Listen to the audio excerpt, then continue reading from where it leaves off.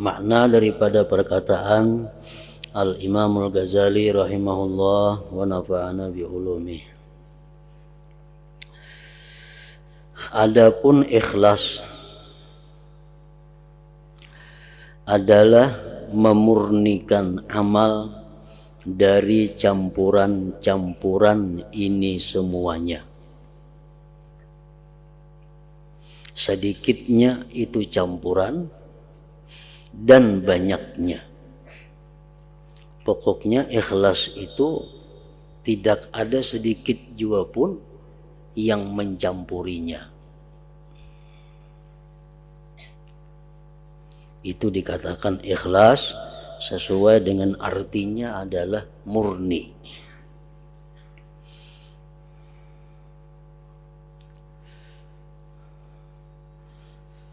Sehingga padanya semata-mata tujuan mendekatkan diri kepada Allah Ta'ala, maka tidak ada padanya pendurung selainnya daripada takarrub kepada Allah Subhanahu wa Ta'ala.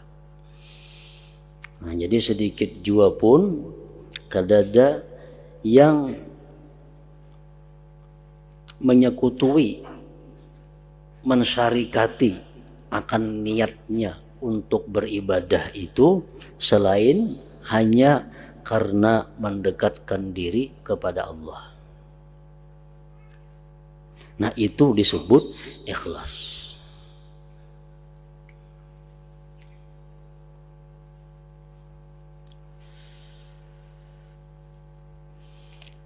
Para ulama mengatakan iradatullah bil a'mali shalihah sittatu aqsam. Menghendaki Allah dalam beramal salih itu ada 6 macam. Artinya apabila kita beramal saleh, tujuan kita, motivasi kita beramal salih itu karena salah satu di antara yang 6 ini, maka itu masih bisa disebut karena Allah.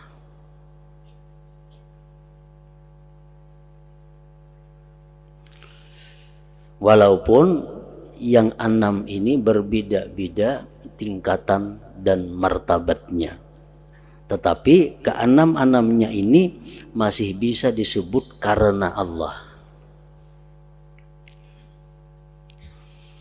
Ahaduha, yang pertama, ayya'mala khawfan min iqabih, bahwa dia beramal saleh, beramal ibadah semata-mata karena takut terhadap siksa Allah. Hanya takutan disiksa Allah itu, takutan disiksa dalam kubur, takutan masuk neraka, takutan disiksa, sehingga inya terdorong untuk beramal saleh. Nah, ini bisa masih digolongkan karena Allah ngarannya. Sembahyang, kenapa sembahyang? Aku pun gak ada sembahyang takutan mati ke neraka. Nah, ini masih bisa dikatakan karena Allah ngarannya. Kenapa puasa? Mengkada puasa aku takutan dalam kubur, kena dihimpit kubur. Nah, ini masih karena Allah.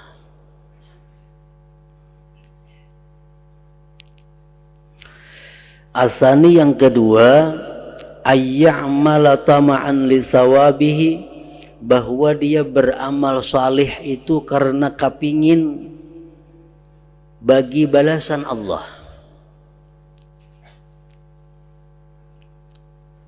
Kenapa inya sembahyang? Supaya masuk surga. Kenapa hakun bersedekah? Karena Allah mengatakan setiap sedekah dilipat gandakan pahalanya 10 kali lipat. Kenapa hakun menuntut ilmu? Karena Allah mengatakan atau hadis mengatakan bahwasanya orang menuntut ilmu itu diridai Allah. Nah, jadi inya motivasi beribadah itu, dorongan beribadah itu semata-mata hanya meunting menuju balasan dari Allah. Aku sembahyang tahajud di malam hari supaya aku dicintai Allah. Aku sembahyang tahajud di malam hari supaya aku jadi manusia yang diridhai Allah. Nah, ini termasuk beribadah karena Allah ngarannya.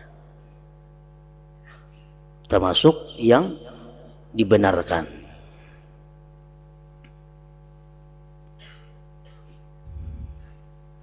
Kenapa takwa kepada Allah? Kenapa selalu berbuat baik, selalu menjauhi perbuatan maksiat?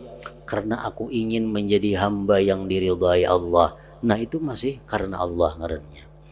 Jadi apabila kita berbuat amal ibadah karena didorong oleh ingin balasan dari Allah, itu masih dinamakan karena Allah.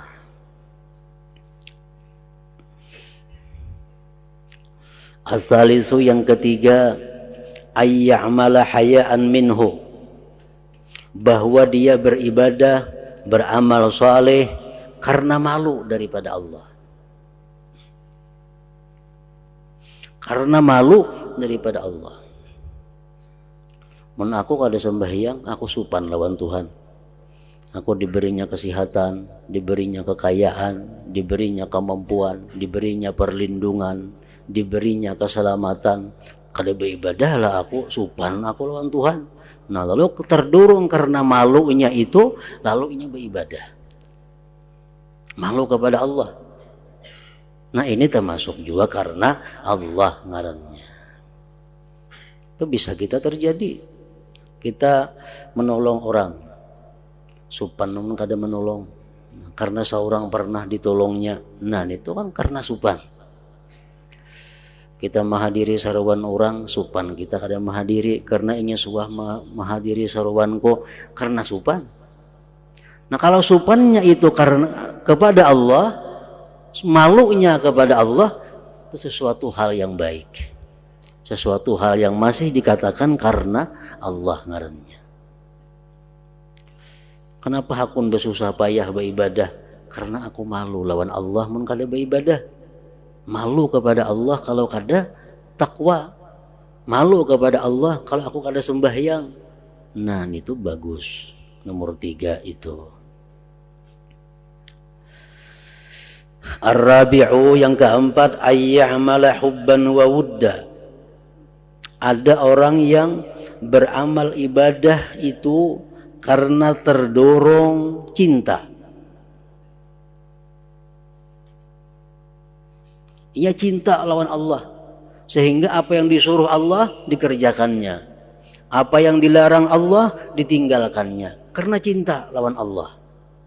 Jadi perbuatan ibadahnya itu dilakukan karena semata-mata cinta.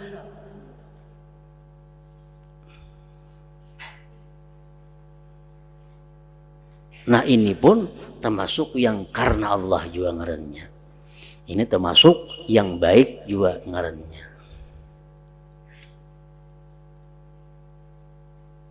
Al-khamis, yang kelima, may ya'malu taqarruban ilaih. Orang yang beramal ibadah didorong, dimotivasi oleh keinginan dekat kepada Allah. Aku hendak tahajud supaya aku bisa dekat dengan Allah. Aku hendak membaca Quran seminggu 1 khatam supaya aku bisa dekat dengan Allah. Dorongan dekat kepada Allah itu menimbulkan dia beribadah. Nah, ini sesuatu hal yang sangat baik. Masih dikatakan karena Allah juga itu ngarannya. Yang keenam, yang menurut ulama ini yang paling tinggi kedudukannya, ayya'mala ta'ziman wa ijlalan lah, imtithalan li amrih, bahwa dia beribadah kepada Allah semata-mata untuk mengagungkan Allah, menjunjung perintah Allah. karena ini Allah yang menyuruh, yang maha besar menyuruh aku, yang maha agung menyuruh aku demikian, lalu aku laksanakan karena mengagungkannya. Nah ini sudah jelas termasuk dalam yang karena Allah tadi.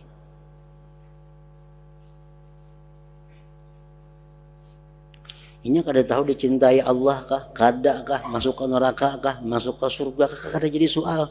Pokoknya aku beribadah ini semata-mata mengagungkan Allah, menjunjung perintah Allah.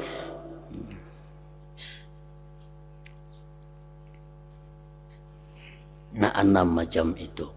Ada lagi sebagian ulama yang menambah yang ketujuh, yang termasuk dikatakan baik karena Allah juga, apabila dia beribadah atau beramal saleh terdorong oleh campuran antara yang 6 tadi. Bercampurnya nih, hendak ke surga ada juga, takutan ke neraka ada juga, cinta kepada Allah ada juga, malu ada juga, hendak dekat lawan Allah ada juga. Dari sekian banyak dorongan itu lalu ini beribadah. Nah itu bagus juga.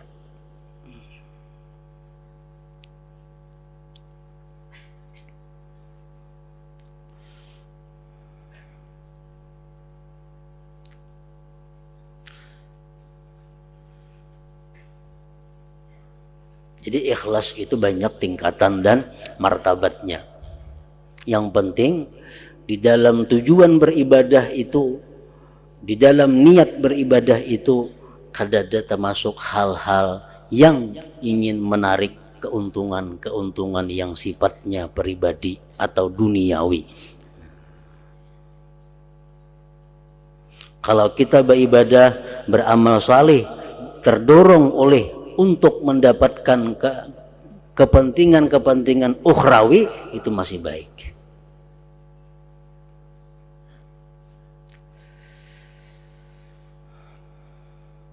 Nah, adapun ikhlas adalah memurnikan amal dari campuran-campuran ini semuanya, sedikitnya dan banyaknya, sehingga padanya semata-mata tujuan mendekatkan diri kepada Allah Ta'ala, maka tidak ada padanya pendorong selainnya.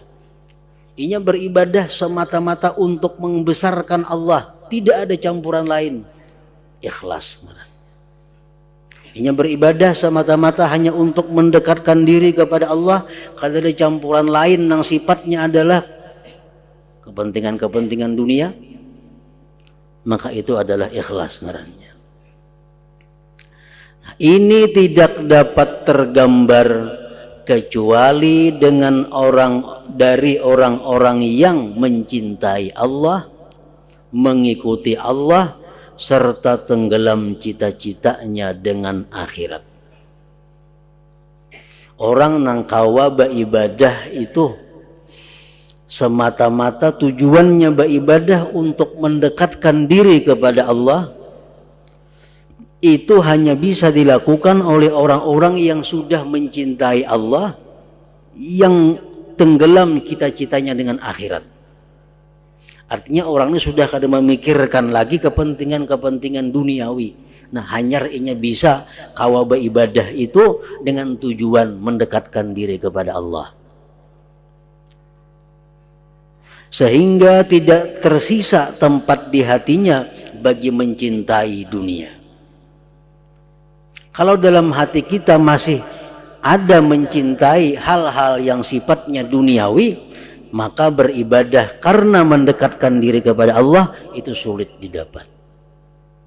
Sulit didapat.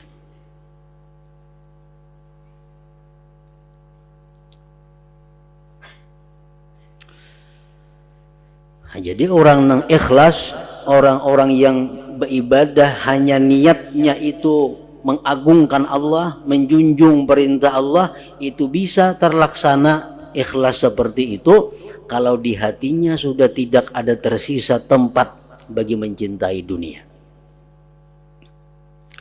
sehingga ia tidak suka makan dan minum, bahkan ia kada suka dengan makan dan minum. Bahkan keinginannya pada makan dan minum itu seperti keinginannya pada qadha hajat. Inya makan lawan minum itu sama lawan qadha hajat. Bila sudah kada tahan lagi ma'arid hanyar. Dari segi bahwa itu dalam keperluan tabiat yang mendesak. Kan qadha hajat itu tabiat yang mendesak. Nah, inya menempatkan makan minum itu seperti qadha hajat.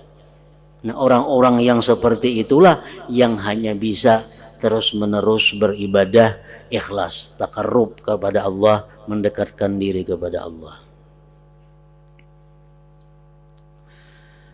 Maka ia tidak menginginkan makanan karena ia makanan, tetapi karena makanan itu memberi kekuatan kepadanya atas ibadah kepada Allah.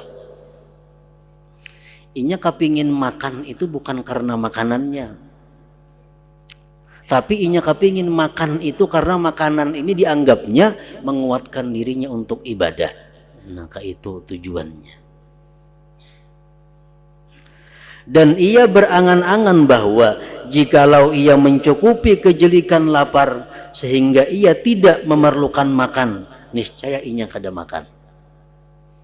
Omongnya tuh kawan bisa kada bawa makanan, hanya tuhnya kada makan.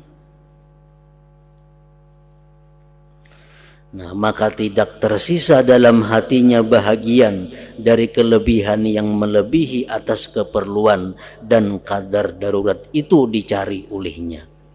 Karena itu adalah keperluan agamanya, maka ia tidak mempunyai cita-cita kecuali Allah Subhanahu wa ta'ala. Nah, orang-orang seperti itu nang nyaman beribadah ikhlas. Orang-orang seperti itu nang kau beribadah itu tujuannya selalu ingin dekat dengan Allah. Orang seperti ini jikalau ia makan atau minum atau qadha hajat, niscaya ia ikhlas amalnya serta benar niatnya dalam semua gerakan dan diamnya. Maka jikalau ia tidur umpamanya, sehingga ia dapat mengistirahatkan dirinya agar ia menjadikan kuat beribadah setelah itu. Nah, orang ini makan karena Allah, minum karena Allah, guring karena Allah. Kenapa? Karena semuaan itu makan, minum, guring adalah tujuannya untuk menguatkan inya, melapangkan inya, menyamankan inya untuk ibadah kepada Allah. Maka tidurnya adalah ibadah dan ia mempunyai derajat orang-orang yang ikhlas padanya. Dan barang siapa tidak demikian, maka pintu ikhlas itu tertutup atasnya kecuali jarang sekali.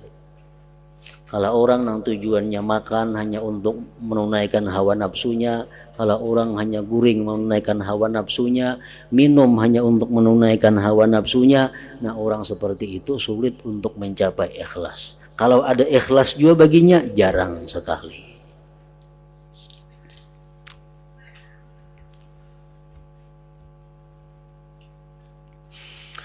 Dan sebagaimana barang siapa dikuasai oleh cinta kepada Allah dan cinta kepada akhirat, maka gerakan-gerakannya yang menjadi kebiasaan itu mengusahakan sifat cita-citanya dan itu menjadi ikhlas. Kalau orang sudah dikuasai oleh cinta kepada Allah, pasti gerakan-gerakannya itu adalah karena Allah. Kalau orang yang dikuasai oleh cinta kepada akhirat, pasti gerakan-gerakannya itu adalah bersesuaian dengan akhirat. Maka orang yang dikuasai atas dirinya oleh dunia, ketinggian, kepemimpinan, dan secara keseluruhan selain Allah, maka semua gerakannya yang menjadi kebinasaan itu mengusahakan sifat-sifat tersebut. Kalau orang yang cinta kepada dunia, gerakan-gerakannya pasti ujung-ujungnya adalah duniawi.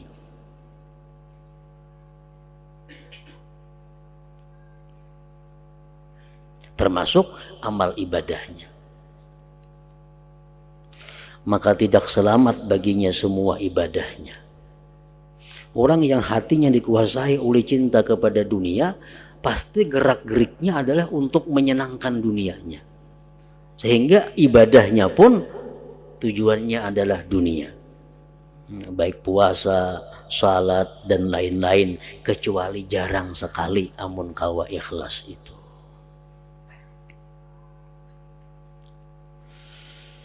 Jadi pengobatan ikhlas adalah menghancurkan keuntungan nafsu, kepentingan nafsu. Itu intinya adalah ikhlas itu. Memutuskan kerakusan dari dunia dan semata-mata untuk akhirat. Sekira-kira demikian itu kuat atas hati, maka ketika itu menjadi mudah ikhlas.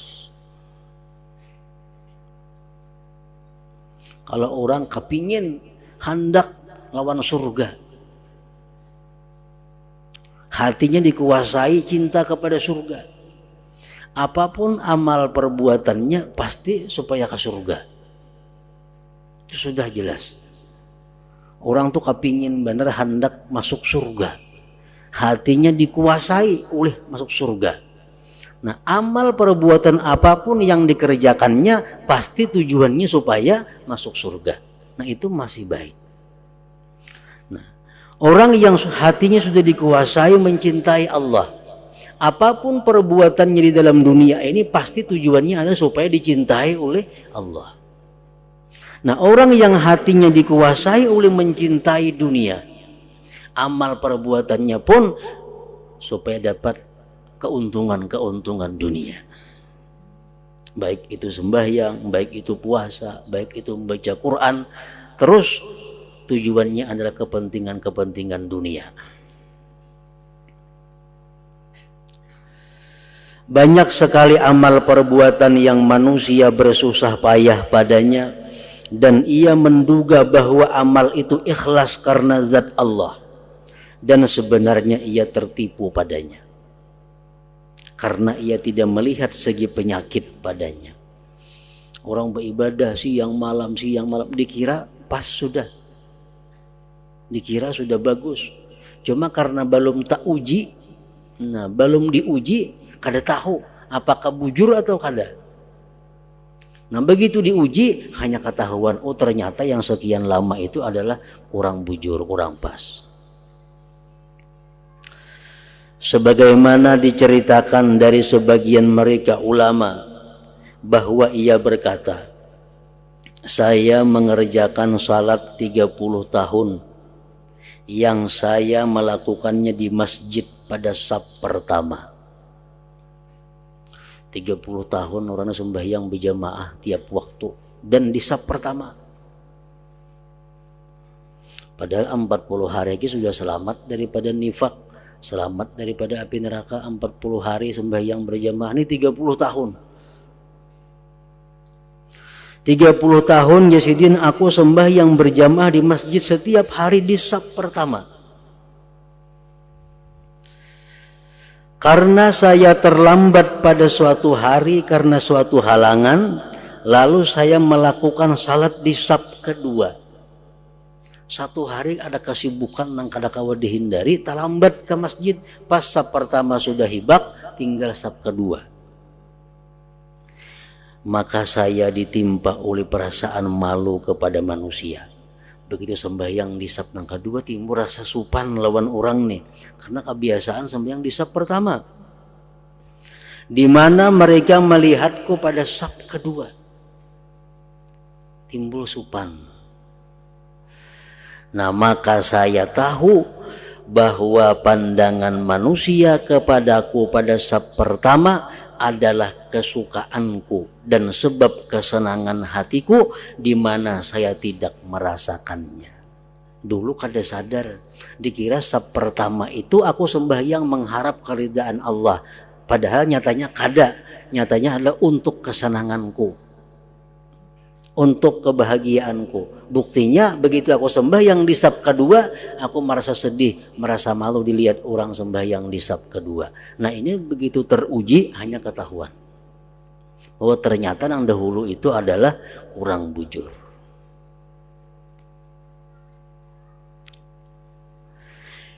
Ini adalah yang halus lagi tersembunyi.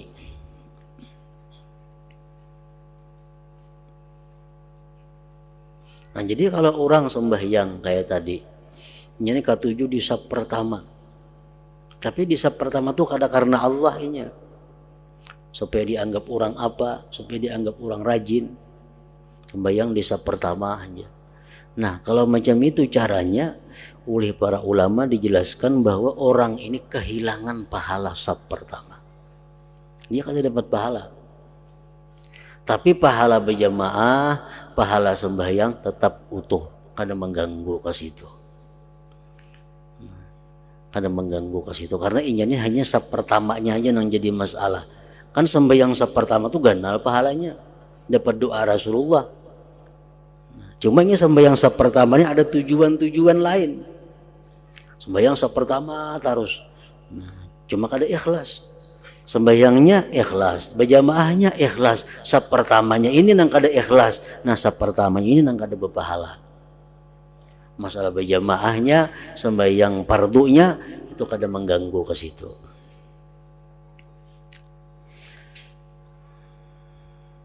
Ini adalah yang halus lagi tersembunyi. Sedikit sekali amal perbuatan selamat dari hal-hal seperti itu, dan sedikit orang yang memperhatikannya kecuali orang yang diberi taufik oleh Allah Subhanahu wa taala. Orang-orang yang lalai daripadanya kelak melihat amal kebaikan mereka semua di akhirat kejelikan.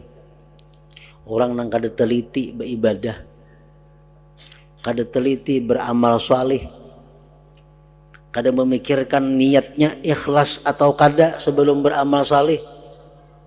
Ini kayaknya di akhirat yang menyangka itu kebaikan padahal kejelikan.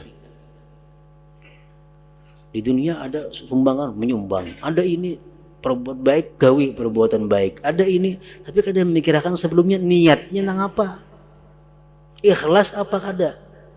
Nah begitu terlaksana kita anggap itu perbuatan baik kita, karena bersedekah, memberi orang makan, karena itu kita anggap itu amal kebaikan. Ternyata di akhirat kaina itu menjadi satu kejelikan karena dilakukan tanpa ikhlas, tanpa karena Allah Subhanahu wa taala. Mereka adalah yang dimaksud dengan firman Allah taala, wa badalahum minallah ma lam yakunu yahtasibun wa badalahum sayyi'atu ma kasabu. Artinya, dan jelaslah bagi mereka azab dari Allah yang belum pernah mereka perkirakan, dan jelaslah bagi mereka akibat buruk dari apa yang telah mereka perbuat. Kada menyangka bahwa memberi makan orang itu ternyata jadi musibah. Menyumbang ini ternyata akibatnya jadi azab. Disangka amal kebaikan, tapi karena kada ikhlas, kada karena Allah waktu melaksanakannya itu jadi kejahatan.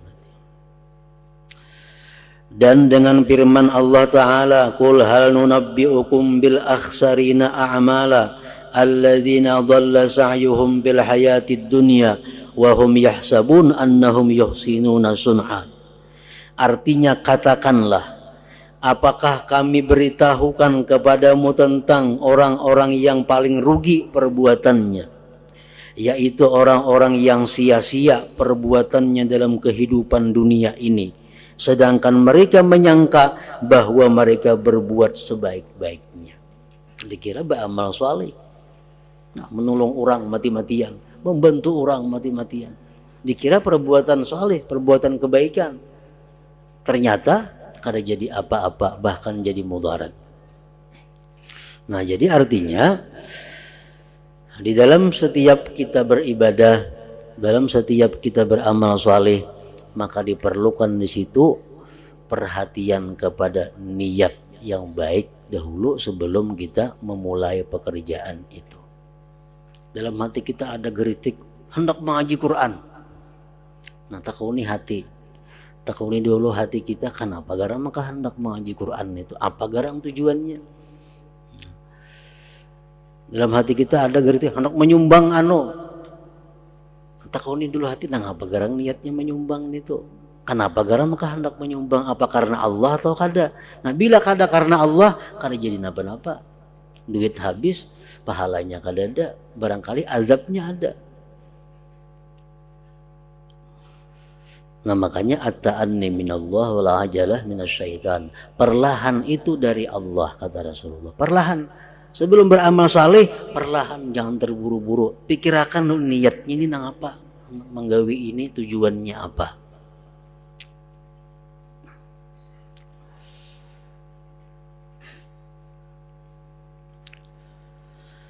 Makhluk yang paling berat menghadapi cobaan ini adalah para ulama.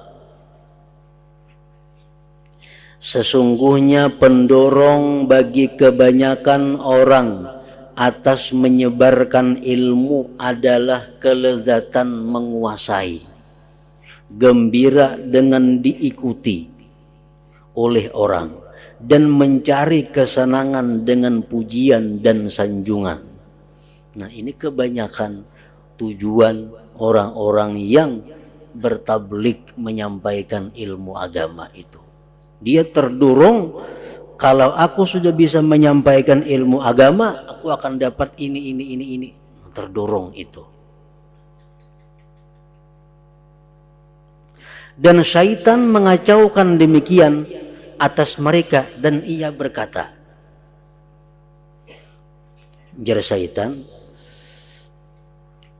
di waktu kita hendak menyampaikan ilmu, nah kalau aku mengajar, kalau aku menyampaikan ilmu, aku akan dipuji orang, aku akan disanjung orang, aku akan diikuti orang.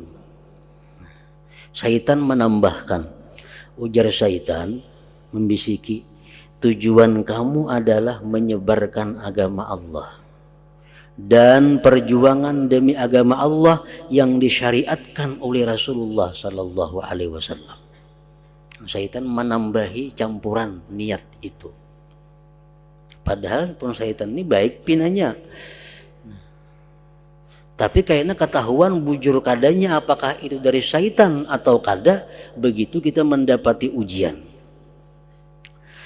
Dan kamu lihat seorang penasihat, ia menyebut nikmat atas Allah Ta'ala dengan menasihati para makhluk dan pemberian nasihatnya kepada para penguasa, dan ia merasa gembira dengan penerimaan manusia akan perkataannya dan menghadapnya mereka kepadanya, dan ia mengaku bahwa ia merasa bahagia dengan apa yang dimudahkan baginya dari membela agama.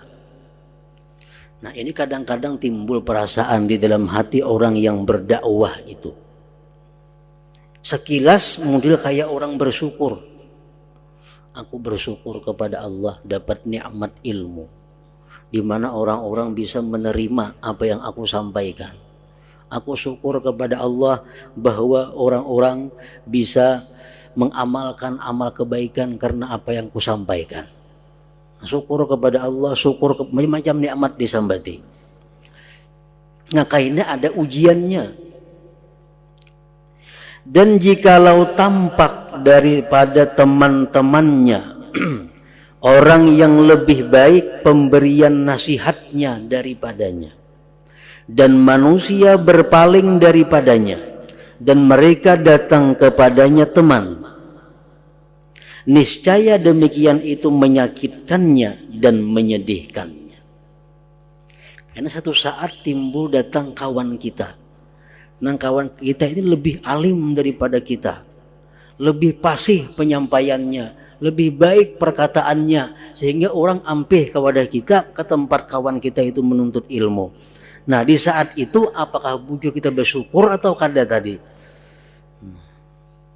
Jikalau pendorongnya adalah agama, niscaya ia bersyukur kepada Allah Ta'ala karena ia telah dicukupkan oleh Allah Ta'ala akan kepentingan ini dengan orang lain. Kalau inya ikhlas, inya bersyukur.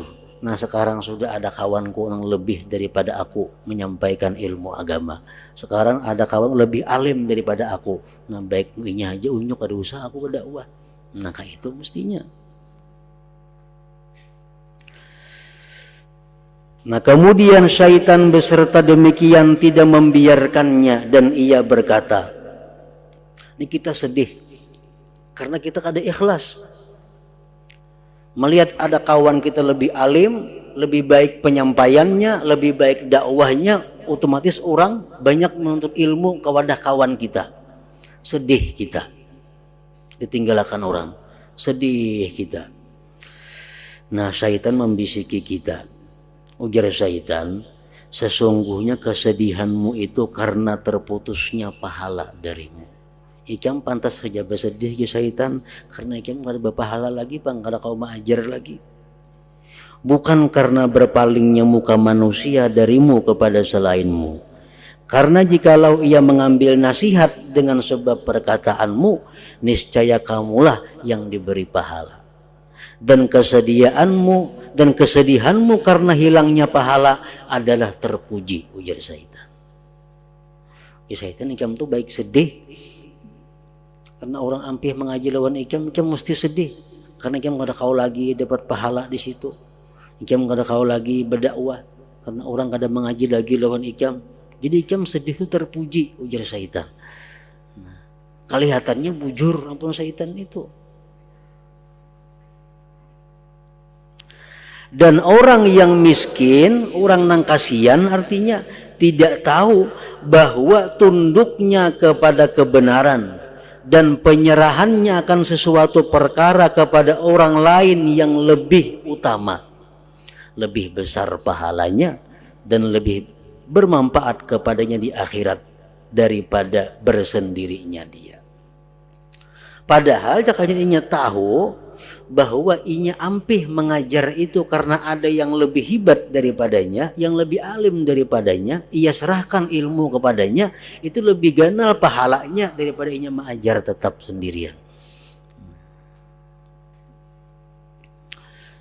Mudah-mudahan saya tahu, ujar Imam Ghazali, jikalau Umar radhiyallahu anhu merasa sedih dengan bersedianya Abu Bakar radhiyallahu anhu menjadi khalifah, apakah kesedihannya terpuji atau tercela? Umar ini orang hebat, Umar bin Khattab. Abu Bakar orang hebat juga, radhiyallahu anhuma. Nah kemudian Abu Bakar yang dapat suara banyak untuk menjadi khalifah. Umar sedih kada waktu itu, kalah nih pemilihan khalifah di zaman sahabat Rasulullah wafat. Siapa yang mengganti Rasulullah? Orang-orang banyak memilih Abu Bakar Siddiq. Umar banyak, cuma masih kalah. Nah Umar ini kalah, sedih atau kada Umar? Kalaunya Umar sedih, tercela atau terpuji?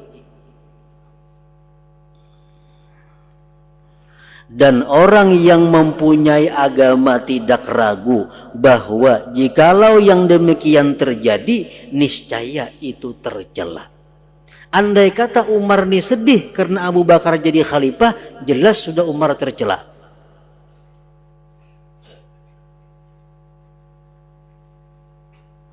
Kenapa tercela? Karena memang lebih hebat Abu Bakar daripada Umar itu. Segala-galanya lebih hebat Abu Bakar daripada Umar. Buktinya Nabi sembahyang jadi imam, sidin uzur, nyuruh Abu Bakar mengganti Nabi. Jakanya hebat Umar, Umar suruh Nabi mengganti sidin jadi imam.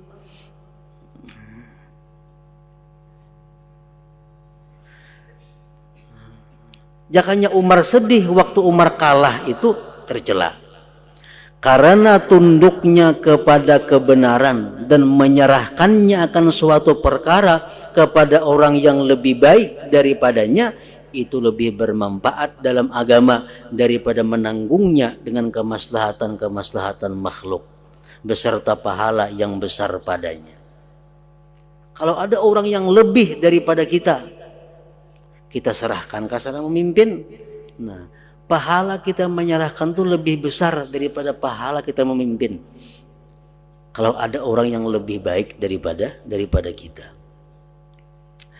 Tetapi Umar radhiyallahu anhu, begitu orang memilih Abu Bakar menang, Umar merasa gembira.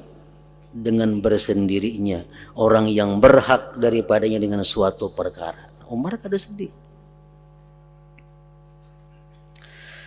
Nah, maka mengapa para ulama tidak merasa gembira dengan hal yang seperti demikian?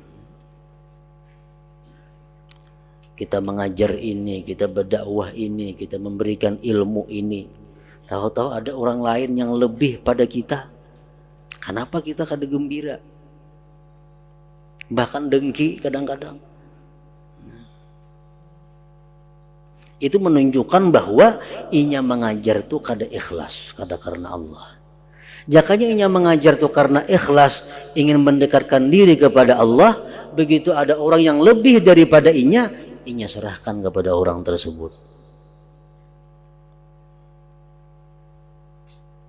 Dan kadang-kadang sebagian orang yang berilmu tertipu dengan tipu daya syaitan. Lalu ia mengatakan kepada dirinya bahwa jikalau tampak orang yang lebih utama daripadanya dengan suatu perkara, niscaya ia merasa gembira dengannya. Dan pemberitahuannya dengan demikian dari dirinya sebelum percobaan dan ujian adalah semata-mata kebutaan, semata-mata kebodohan dan tipu daya. Sesungguhnya nafsu itu mudah terikat dengan janji dengan hal-hal yang seperti demikian sebelum turunnya suatu perkara. Kemudian perkara itu menipunya. Waktu belum ada nang timbul nyaman haji bersuara. Aku negena, mun ada nang harat pada aku, nang alim pada aku istirahat majar. Itu bersuara nyaman aja, belum ada timbul lagi ujiannya. Nah, karena begitu ada timbul ujiannya, di situ nang kada mampu nafsu menerimanya. Maka ia berubah dan kembali dan tidak memenuhi janji. Demikian itu tidak diketahui kecuali oleh orang yang mengetahui tipu daya syaitan dan nafsu. Dan lamalah kesibukannya dengan mengujinya itu. Maka mengetahui hakikat ikhlas dan beramal dengan ikhlas itu adalah lautan yang dalam, di mana semua orang tenggelam di dalamnya kecuali orang yang sedikit, lagi jarang, dan orang yang satu lagi tunggal. Dan itulah yang dikecualikan dalam firman Allah Ta'ala, illa ibadaka minhumul mukhlasin. Artinya kecuali hamba-hambamu di antara mereka yang ikhlas, yang syaitan tidak akan bisa mengganggunya atau menipunya. Maka hendaklah seorang hamba itu kuat pencarian dan pengintaian terhadap hal-hal yang halus ini. Kita beribadah, kita teliti bujur ibadah kita itu. Kalau ada masih tertinggal sisa-sisa ria, tertinggal sisa-sisa menyekutukan Allah. Nah, kalau itu masih ada, kita bersihi dahulu sebelum kita melakukan apa amal ibadah yang akan dilakukan. Maka hendaklah seorang hamba itu kuat pencarian dan pengintaian terhadap hal-hal yang halus ini. Kalau tidak, niscaya ia dihubungkan dengan pengikut-pengikut syaitan sedangkan ia tidak tahu.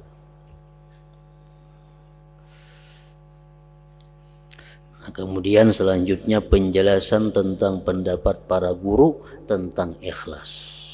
Nah, jadi walhasil dari apa yang diterangkan oleh Imam Ghazali ini, bahwa sebelum kita beribadah, sebelum kita melakukan amal kebaikan apapun, kita periksa dahulu serinci-rincinya bagaimanakah niat kita, apakah yang mendorong kita untuk melakukan itu.